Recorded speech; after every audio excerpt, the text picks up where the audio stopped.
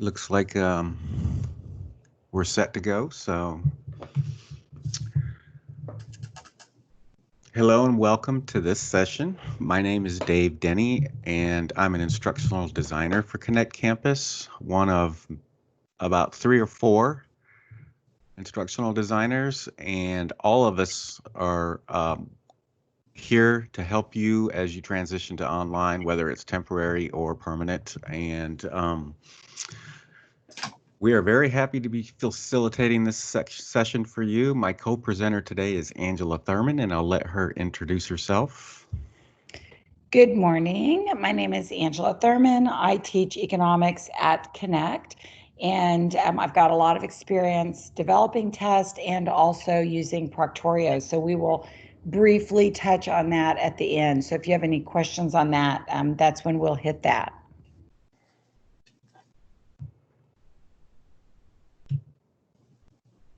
So today we're going to be looking basically at these 3 parts of an assessment, the learning outcomes, items, and item analysis. When I refer to items, I mean test or exam items, specifically multiple choice items, as they are probably 90% of the assessment that is used throughout the district.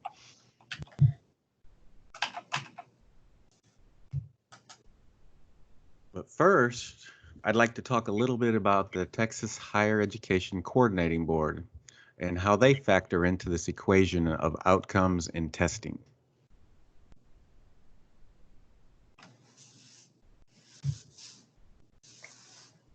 So in 1965, the Texas legislature created the Texas Higher Education Coordinating Board as the highest authority in the state in all matters of public higher education. Now, fast forward 50 years to the year 2015, and in 2015, a new mission was adopted by the Texas Higher Education Coordinating Board, and a new statewide strategic plan called 60 by 30 TX was implemented. 60 by 30 TX is entirely student-centered. Its overarching goal is that 60% of young students, 25 to 34 years of age, in Texas will hold some type of post-secondary credential by 2030, thereby achieving their very clear and very bold mission to be among the highest achieving states in the country.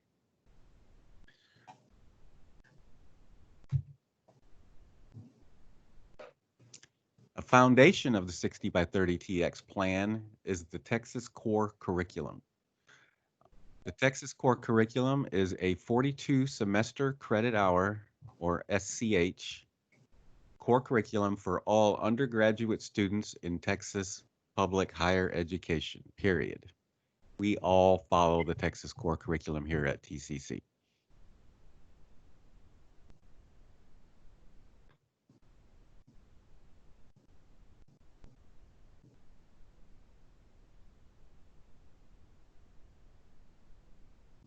Using this core curriculum application guide by our administrators, not by faculty, all applicable institutions such as TCC are required to submit an assessment report to the coordinating board every 10 years. This assessment report specifically addresses formative student achievements for each of the 6 core objectives. We will look more at the core objectives next.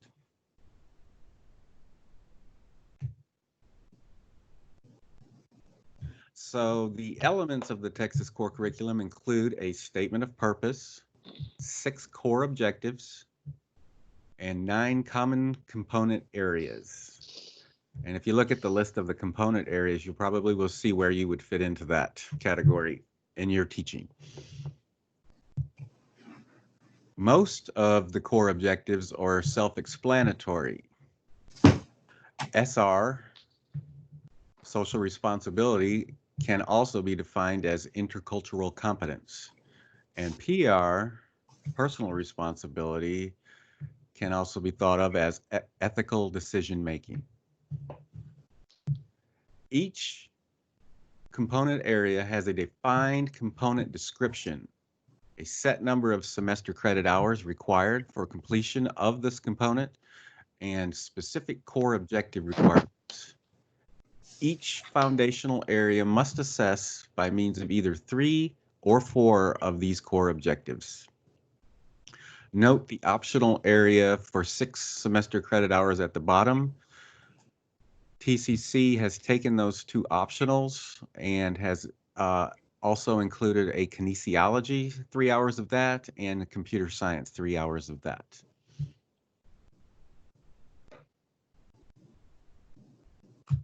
For example, American history is one of the foundational component areas. Now notice that 6 semester credit hours are required and that history must integrate those 4 of the 6 core objectives: critical thinking skills, communication skills, social responsibility, and personal responsibility.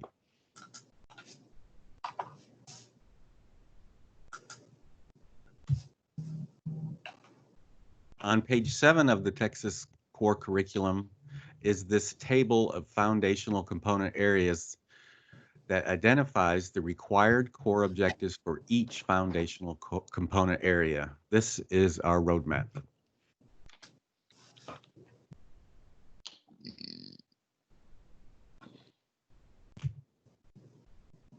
Now, one of the great things that TCC has done is by creating a district master syllabus for every single course offered, thereby providing instructors with course goals and course learning objectives that are directly tied to the Texas Higher Education Coordinating Board requirements that I just talked about.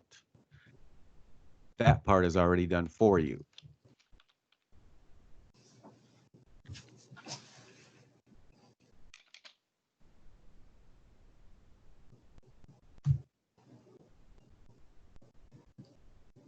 With this master syllabus in hand, you can now start building your course using backwards design by first thinking about the specific learning sought based on the objectives from the master syllabus, as well as evidence of such learning, your assessment, before thinking about what we as teachers want to provide in teaching and learning activities.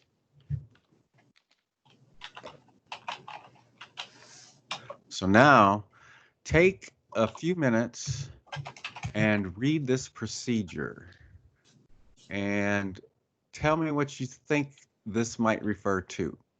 And I'll give 3 minutes for this.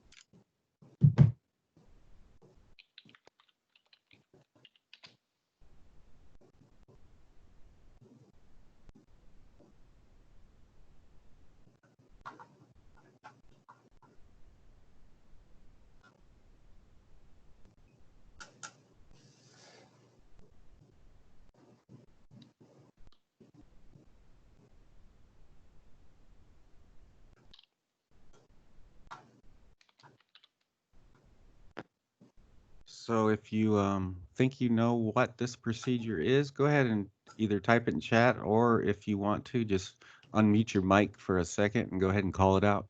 We'll see if anybody can guess what it is, if you haven't seen this. Laundry. Oh, you guys got it quick. I hope it wasn't because you already saw this before. That is correct. Why am I showing you this though? It is a procedure to do laundry, but it's not very clear. And the reason why I'm showing you this is my selling point for why, if you don't have specific learning outcomes, learning and comprehension becomes hit or miss, and far too dependent on individual interpretation. So good job, whoever guessed that.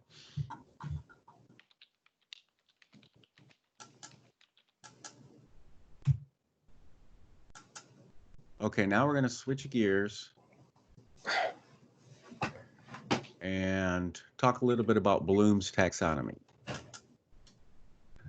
Bloom's taxonomy is just one of many taxonomies that deal with learning, but it is certainly probably the most famous of the learning taxonomies.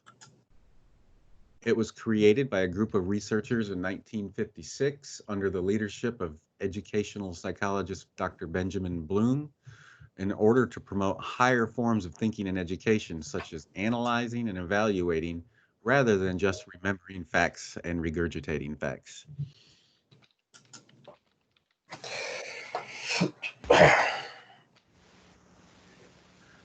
It is most often used when designing educational, training, and learning processes. For us, it's a way to help us write our course learning objectives, our course lesson objectives.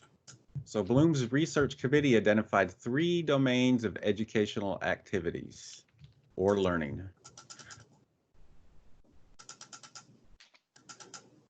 Cognitive, which are mental skills or knowledge. Affective, the way people react emotionally and feel others' pain or joy, emotion. And psychomotor, manual or physical skills or action. Today, we're going to focus entirely on the cognitive domain.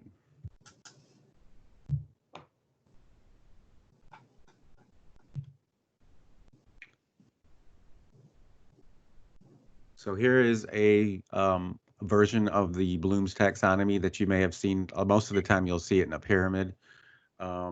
And notice that it goes from the bottom, where you just have to recognize and recall facts, all the way up to the top, where you combine parts to make a new whole or create. So how can this help us write learning outcomes? This will help educators develop critical thinking and higher order cognitive abilities in students. It provides a framework for classifying your learning objectives.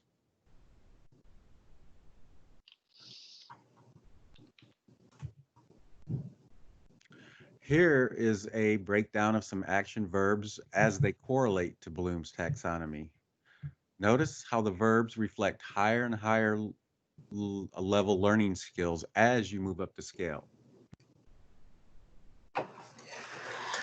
At the low end, remembering, you just have to recall facts and basic concepts, while at the top, creating, you have to produce new or original work.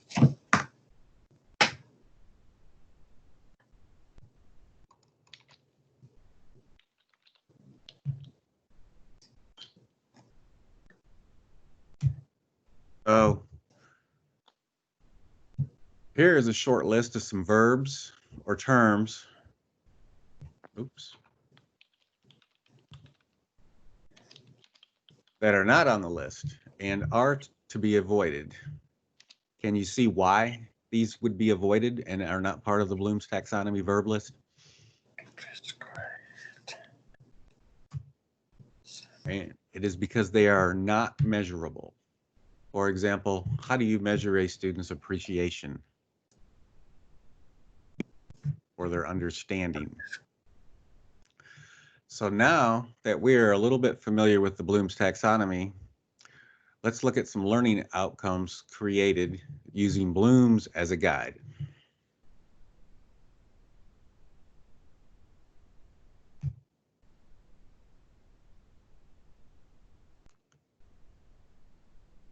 So now I'd like to look at the anatomy of a learning outcome.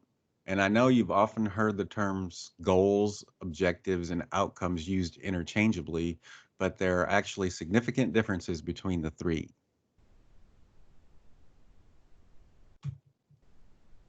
Goals give a broad definition of student competence. Objectives are more concrete and specific in how the goals will be achieved, but not necessarily measurable. Outcomes should reflect what a student must be able to do at the conclusion of a course.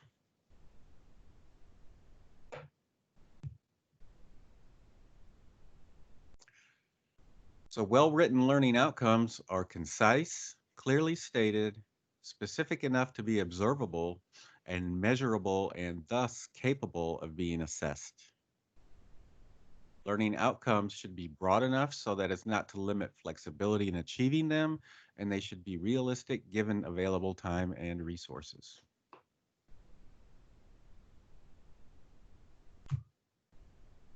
A nice aid that I use to help when I'm creating learning outcomes is to try to express them in SMART terms: specific, measurable, achievable, relevant, and time bound.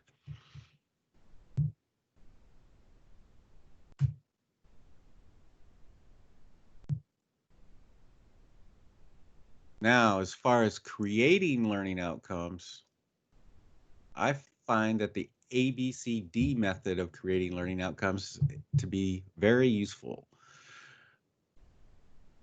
Basically, there's four parts of it: audience, behavior, condition, and degree. Audience in our context here at TCC is always the student. Behavior is what should be accomplished by the audience or the student. Condition is the constraints in which the student will be expected to perform these tasks, for example, by the end of this course. And degree is how the behavior will need to be performed, e.g. with a passing score. So you can see that audience and degree are almost always going to be the same for us here at TCC, which is the student and with a passing score for the degree. And they are not necessarily in that order as well, as you can see from the example above.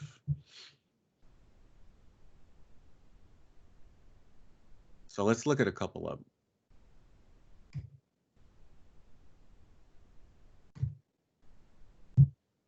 Here's a student learning outcome straight from the TCCD Master Syllabus for Business 1301 Business Principles.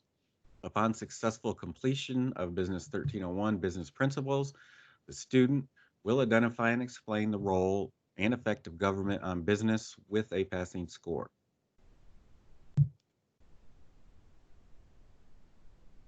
A lot of times when you see outcomes, you won't, if audience and degree are, a lot of times they're implied. So you might not see those two in a learning outcome.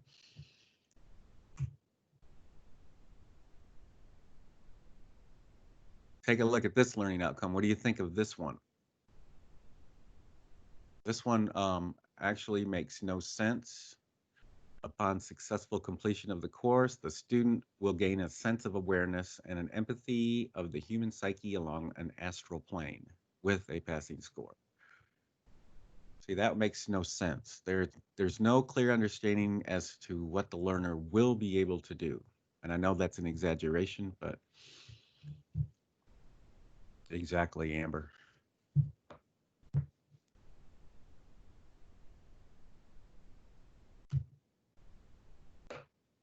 This one's from a theater performance class. Can you see what's wrong with this outcome? Upon successful completion of the course, the student will perform 4 different character roles of Shakespeare's Hamlet with 100% accuracy. This one with the with 100% accuracy is unrealistic, and it will set students up for failure. Another exaggeration. Example.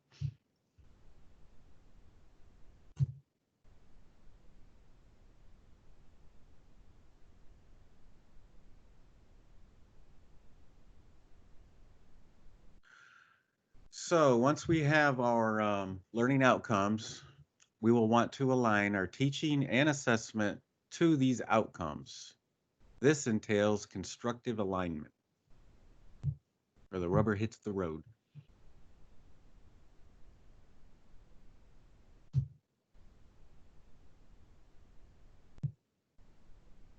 So constructive refers to the idea that students construct meaning through relevant learning activities. Alignment refers to a learning environment where teaching and learning activities and assessments are aligned to the intended learning outcomes.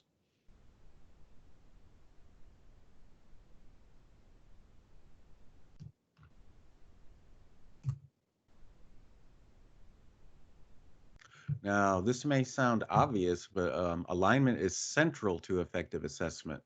There should be a clear relationship between learning outcomes, statements of what the learner should be able to do as a result of the teaching, and assessment, which is used to demonstrate or prove their learning.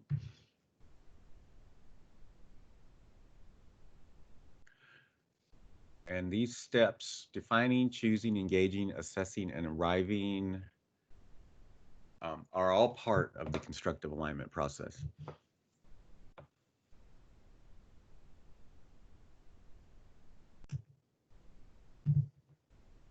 So now that we have created our well-aligned learning outcomes, I want to talk about writing the test items, specifically here, multiple choice items. But first, I want to point out one thing. This article is one of many articles that have concluded that instructor-selected or modified questions were superior to questions randomly selected from a test bank. Now, I realize that most instructors here have to rely on test bank questions because there's just not enough time.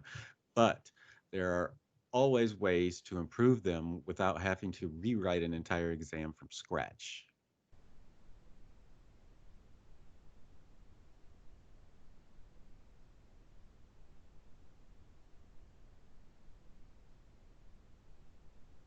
So, of course, with multiple choice items, like all assessment items, their effectiveness depends on how well they are developed and how effectively they are used as part of an overall assessment and instructional strategy. So in this anatomy, you will see that there's a stem, which is the question. There are three distractors, which are incorrect answers, and then the correct answer is B in this case. That is probably how you see most multiple choice items. I've talked to a couple of assessment experts who swear that two distractors is all you need with the correct answer, and that the third distractor generally is one that is so far out of the realm of correct that students are able to, by the process of elimination, just take that one right out. And all that does is turn your testing into a gamification almost.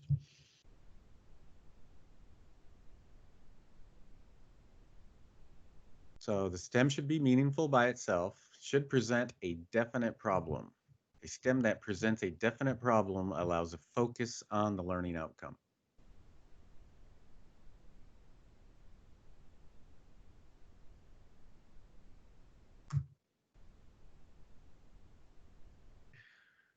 Here's an example of a poor question that is poor because it uses negatives.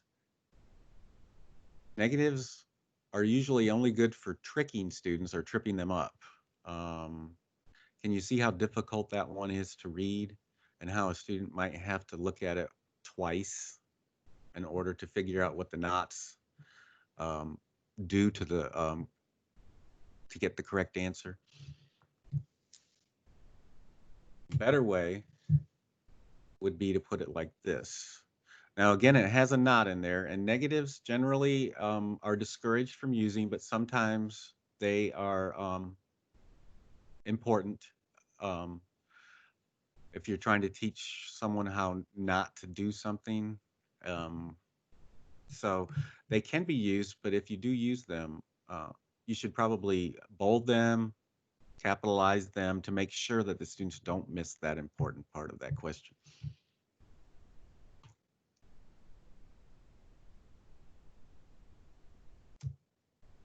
Okay, here's another one. Here's an example where the STEM fails to present the problem adequately. Remember, the STEM should be meaningful by itself and should present a definite problem. A better way to put that would be something like this.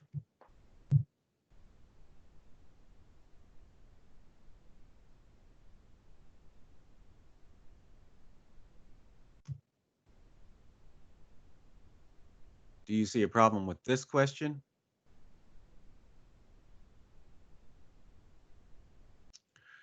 Alternatives should not overlap.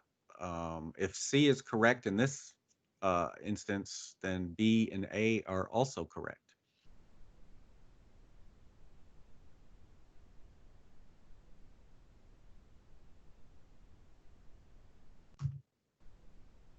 Better way to put that would be like this.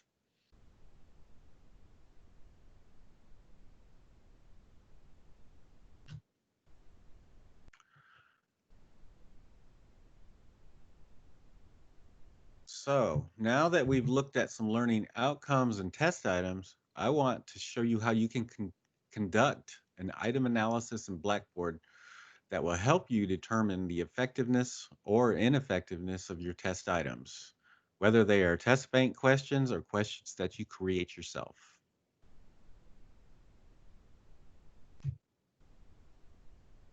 So that statistic you see at the top is the metric that Blackboard uses to measure your test items. And it looks at two things, discrimination and difficulty. Discrimination indicates how well a question differentiates between students who know the subject matter and those who don't. Discrimination values are calculated with the Pearson's correlation coefficient, but you do not need to memorize that. This is the Amber, this is the only stat you're going to see in this, and you don't have to know it. But this is what Blackboard uses, and I just wanted to show that. I didn't mean to scare anyone. A question is considered a good discriminator when a student who answers a question correctly also does well on the test, and vice versa. The values will range from -1 to a +1. A question is flagged in Blackboard, and I'll show you how that works in a minute, for review if the discrimination value is less than 0.1 or negative. Discrimination values cannot be calculated when the question's difficulty score is 100% or when all students receive the same score on a question, whether that is everyone gets it right or everyone gets it wrong. There is no measurement for that. So in this statistic, you will see X's and Y's up there at the top right part of the formula. The X's represent the scores for each student on a single question, and Y represents the scores of each student on the entire test.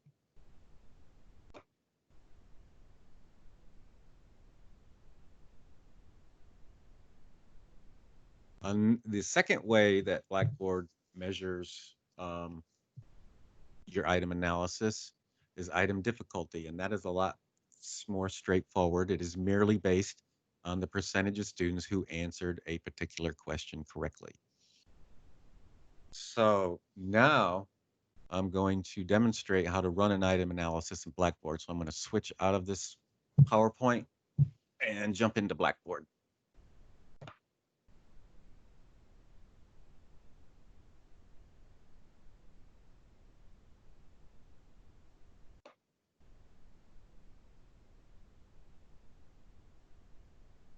Okay, can everybody see Blackboard, the Blackboard login screen? Can I ask a question real quick? Sure. Sorry, I left the meeting accidentally. I hit the wrong button. So this analysis that Blackboard runs, it's only after the students have taken the quiz, test, whatever. Is that right? Because it's based on the answers that the students gave? That is correct. And you will notice that and I'll show you that in a second, but you will also notice that no names are involved in this. So that's why it's easy for me to show this part, because it doesn't have a name attached to anything, a student name. So there's no FERPA violation or anything like that. But yes, you are correct. Doesn't help us create the exam. This just helps us afterwards decide whether or not it was a good exam. Exactly. This is the part you would do after your exam is created. This is to check to make sure that your items are good, valid items. Okay, those are two different things, I think, because I thought you were saying that it's only going to tell me after students have, sorry, my cat, have actually taken the test. Yes. Yes, you are basing whether it's valid or not on how the students do on that test.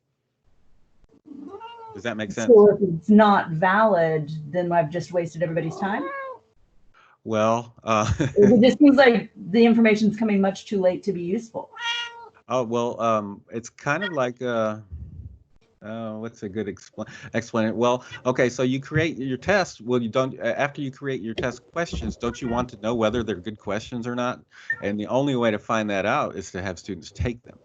You know what I mean? Does that make sense? Okay. I mean, that seems the only way that this is going to tell you, but there's other ways to check your work, right?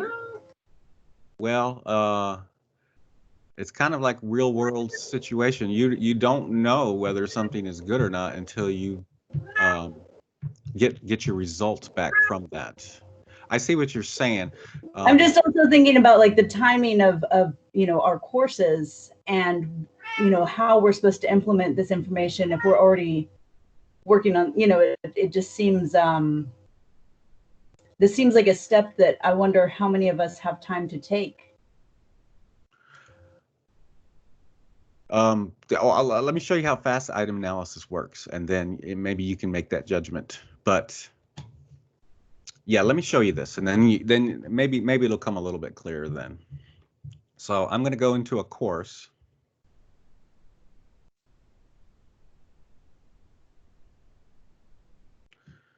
Spring 2019 biology. Okay, so we're in a biology course here. And you'll notice if you look at your left-hand menu, and if you scroll all the way down to the course management tools, which are the tools that only instructors can see, you will expand course tools and then scroll down to tests, surveys, and pools. Then you will click on tests. Here, you will see a list of all of the quizzes and tests that belong to this course. We're going to pick on the final exam. What better one to choose for this? Okay. So I would click on the little chevron that's to the right of the title, and then scroll down to item analysis and click on that. Now here we're in the item analysis screen, and we did choose final exam, which as you see is remotely proctored, so that means Proctorio was used for this exam. But from this screen right here, you can actually switch to any of your quizzes. If you click on the drop down arrow, you will see all of the quizzes right there as well.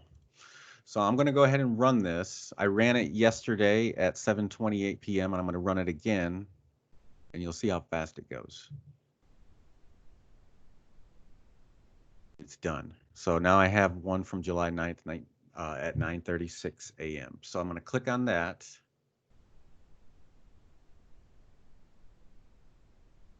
And the first thing you see is a test summary. How many possible points, how many questions there were, how many attempts are still in progress. Hopefully that will be 0 when you run this, or you might want to go find that student who never completed it. So there was 51 completed attempts. This class had 51 students. The average score 74.8, and the average time was 40 minutes. You'll notice that discrimination says that there's 39 good questions, 12 fair questions, no poor questions.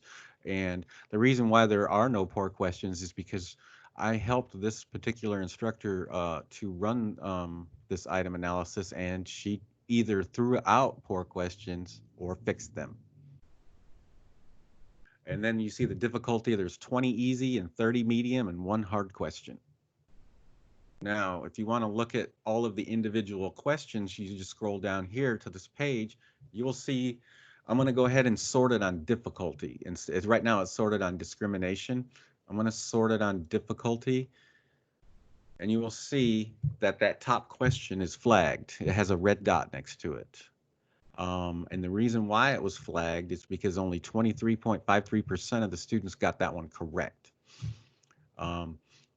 You may want to have some hard ones in your course. That is totally up to you. But this is just giving you a range and a means to look at these different questions to see if there's anything you want to do about it. So I'm going to go ahead and click on that one question, the top question, and this is data that is specific just to that one question. And it gives you your discrimination and your difficulty, and don't worry about standard deviation or standard error unless you're a stats guru and you really want to get into that kind of thing. But the question is, modern agriculture as practiced in developed countries today is characterized by, and then there's three options: a lack of genetic diversity, great genetic diversity, or increasing genetic diversity. The correct answer is the one with the green check mark. 12 people got that right. 22 people, including 8 from the top 25% of the scores on your test, got that one wrong. So this is where you want to look at it and you say, why did 8 people that finish in the top 25% choose increasing genetic diversity rather than the correct answer? It might be that the answers are too close together and they blend, or it could be a variety of different reasons. But this is where you want to look, and you just want to see how your students did overall on your questions. And I don't think it really takes that much time to do this, and you don't have to do this often, but it will help you to generate a better pool of questions. So with that, now that I've given you the overall broad view of it, I'm going to bring in Angela, who's going to give actually real world experience on her take on assessing students.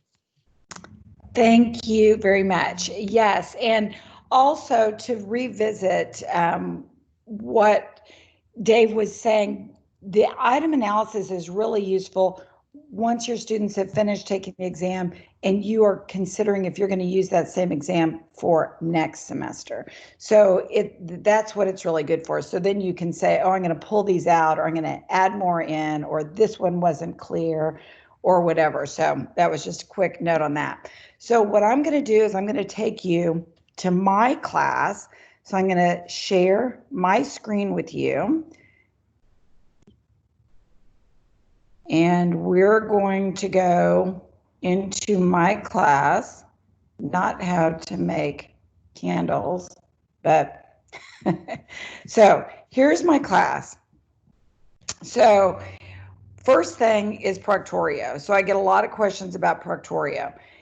If you go to the training tab, which is right here at the top, and click on the training tab, then right here is everything you need to know about Proctorio. So first of all, Proctorio is required if you're teaching a Connect class. So your campus may or may not be requiring you to use Proctorio. If they are, this is how you do it. So first of all, you look at the faculty guide. I download the student guide and then I cut and paste it into my class.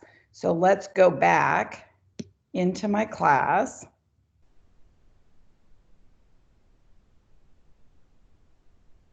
This is my current summer class. And if I go, first of all, I do tell everyone that we're going to be using Proctorio. In my discussion, I say, like, you must use, let's see, where do I have it? Right here, that you've got to use Proctorio. So it's there, it's in the syllabus, and then it's in the exams. So right here, it says, this tells you that it's in your course. Once you've successfully downloaded Proctorio, if you look up here, you'll have this little shield, all right? Then I've got the student guide to Proctorio that they can download, and then I've got the whole student guide just written out right there. The most important thing is number 7. Proctorio will never ask for passwords. I get this every single exam, I'll get a student that will send me an email and say it's asking me for a password. If it's asking for a password, that means that they didn't install it correctly and they need to uninstall and reinstall. So just keep that in mind. You'll get a lot of emails about that. And then here are my exams that are remotely proctored. So I'm going to show you two things. One, how Proctorio fits in. So if you scroll all the way down, and just a quick note, I think that the best way to prevent cheating is to have a test that has a test pool of questions so that no two students get the same test and is appropriately timed. So because my exams have a lot of graphs and math, I give them 2 minutes per question. It's timed and it's auto-submitted. So that's just what I do. All right. So you'll see right now, there's nothing about Proctorio. So I'm going to go back up and I'm going to go back to my exams and I'm going to now click on Proctorio and it's going to take me to this screen there and it says it's successfully installed. So I just did this for you guys. So now I'm going to go back and now when I go into my exam,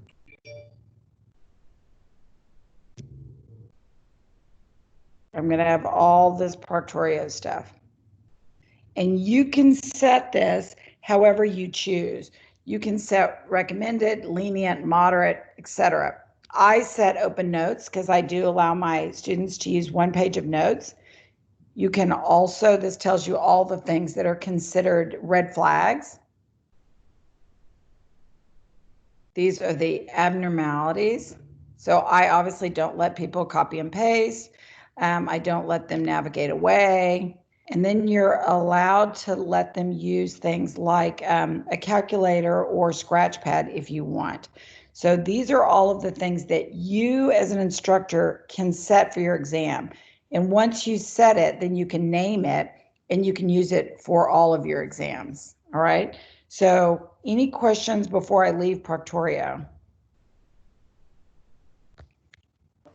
Hi, yes, sorry. This is Lindsay, and I have questions about this. I teach dual credit courses. Okay. And so in the spring, I'm actually at 2 different campuses. I found I had only minimal problems getting students to use Proctorio on one campus because they have good support from their administration. Mm-hmm. But on another campus that I was at, it was just impossible. Was that Midlothian by any chance? Was it what? Was it Midlothian? Where it was impossible? No, it was OD Wyatt. Okay. Because we've had that question a couple of times. Was it the fact that they would not allow the students to download Proctorio on their computers? It was a number of issues. I mean, I already had like a 40% disappearance rate when we went online. So there was a lot of issues that had happened. But we had students that were really struggling to engage at all. So I mean that's a whole different thing. But they simply didn't have the support to figure out how to download. Some of the Chromebooks wouldn't allow Proctorio. I think there was like an update that needed to happen that most of the students didn't get. And in order to, I guess it's different if we start the semester this way because maybe we have time to troubleshoot. Right. But to get through things, it was just, it was, we ended up not using it at that campus because there just wasn't support to help them troubleshoot their issues. Well, let me show you. This is what I like even better than Proctorio. We at Connect, we are required to use Proctorio, and I use it. However, I get so many false positives because it will tag students who listen to music while they take their exam. I mean, I've got teenagers. I know that my son blasts music out while he takes the exam, which would drive me insane, but that's how these students are. So that would be a false positive. If they look off into the distance, which I do when I'm thinking, that is tagged. So there's a lot of things that it tags that I'm just like, oh my gosh. But we're required to use it. But this, what I'm going to show you right now, is what I prefer, and that is using a pool. So this takes more work up front, but this is what I do. So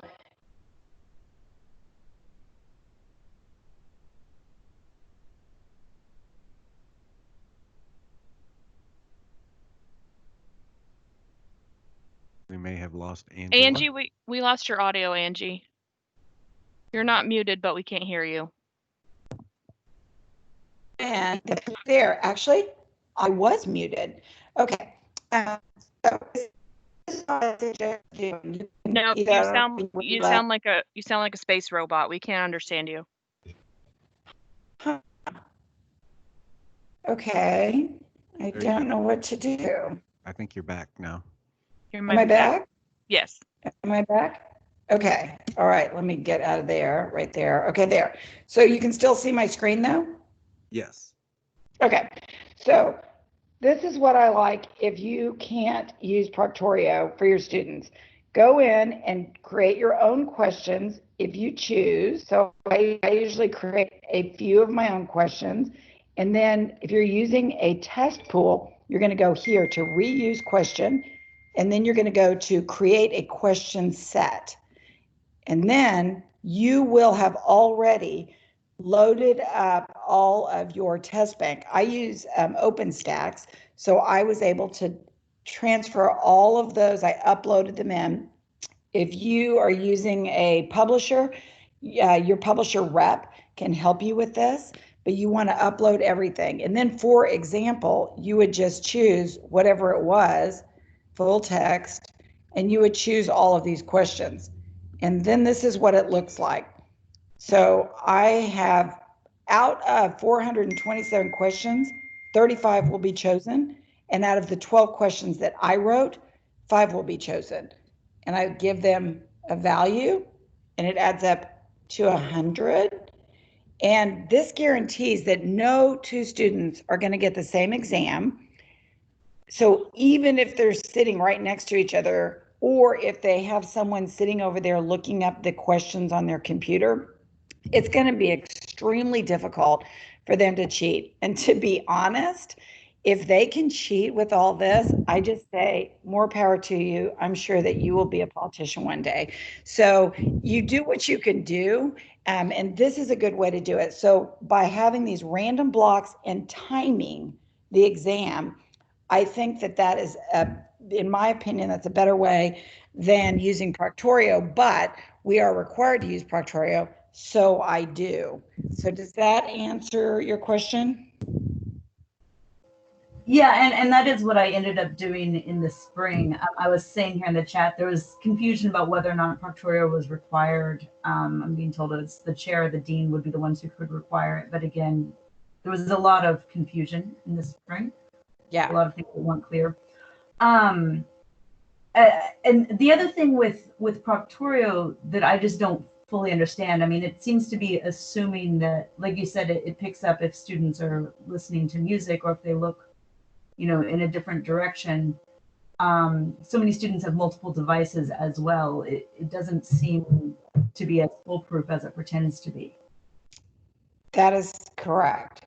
I mean, I know that a lot of people want to go back to having live proctored, but I know that my son is in college and he's taking a summer class, and he said that his live proctor will constantly go, oh, can you do a 360 of the room? And Nick's like, I have no idea. There's nobody in the room but me, but he'll have to do it like 4 times, which is disruptive to his train of thought. So I don't think that there's really a perfect solution.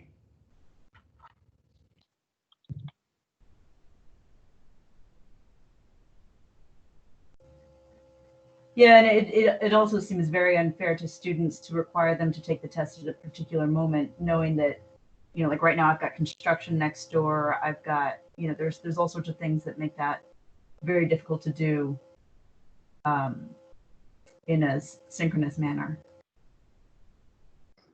I agree. So any other questions about Proctorio?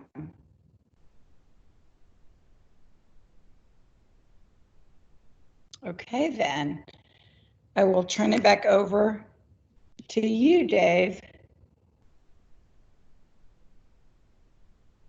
Okay. Thank you. And this is the part where we turn it over to you for questions. And I know we've already had a few, but any other questions at this time? I'm trying to scroll through the chat to see if I missed any.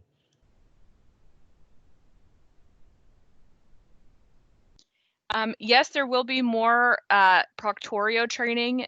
This training is really designed to be pedagogical, but the technical stuff, so training and uploading test banks, and there's technical topics that people are requesting, the instructional designers will offer either later in July or early in August. And we'll set up those webinars. They offer those anyway as a matter of practice. So if there are topics, when you fill out that sign-in sheet, just put them, there's a question that says, what else might you want training about? Just list it in there.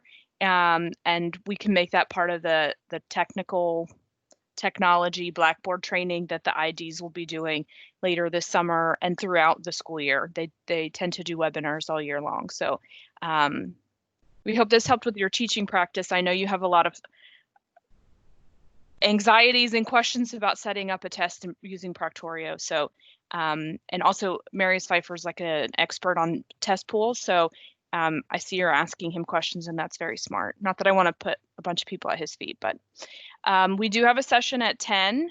So I posted the link to the sign-in sheet here. You can stick around and ask Dave and Angie questions if you need to, but we have a session at 10 on reasonable rigor, and that's really about course policies and setting up policies and practices in an online class.